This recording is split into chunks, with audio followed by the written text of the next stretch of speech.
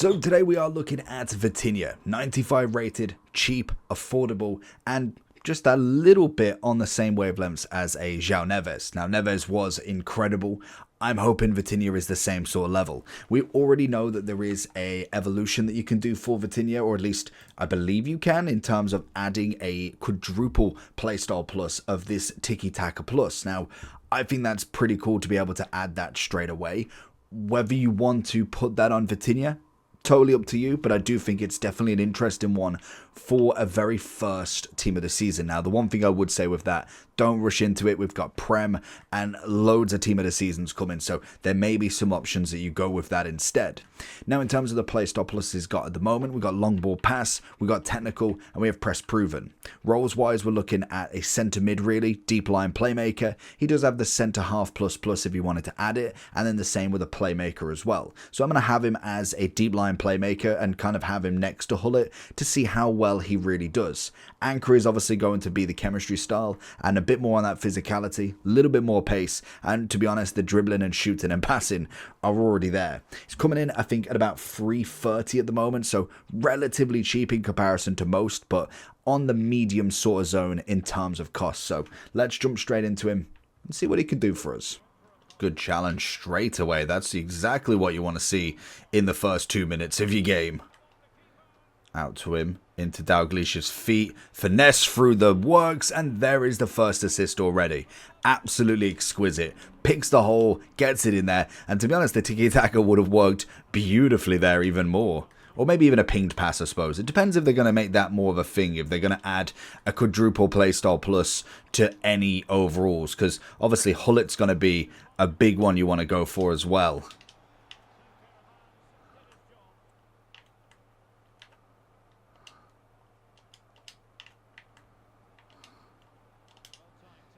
Lovely. A little bit of outfield here.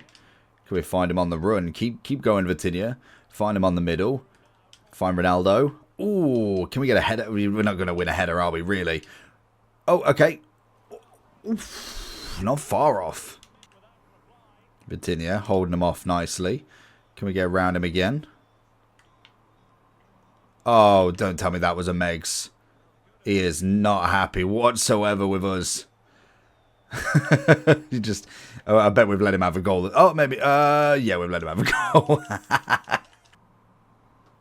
Good turn. Looking for that pass again. It's beautiful. Over the top to CR7, who's going to get the head. Beautiful. It's a great run forward. He's a perfect card. He's very much the cheaper version of João Neves, and that's a compliment because João Neves was incredible. Defensively, attackingly, just on the ball, off the ball was just a sublime, and he most definitely is doing the same work, which is what we wanted. Get the chest, get the volley. Get it back to him. Lovely. Little bit, and we take that, and it's going to be a free kick. We take it. Oh, he's got a bit of a strike on him as well, which is nice to see.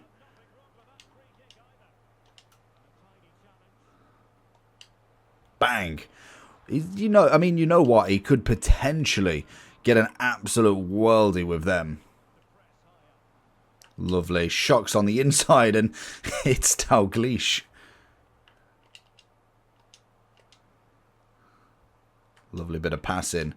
There it is. Oh, if only it was the right angle. Good header. Seasoned Vinny. Could have been another assist.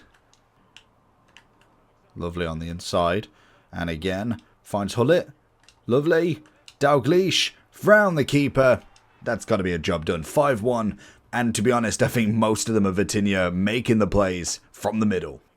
Can he have that same sort of impact again? It's already a phenomenal effort, but it's just not converted from Dalglish this time.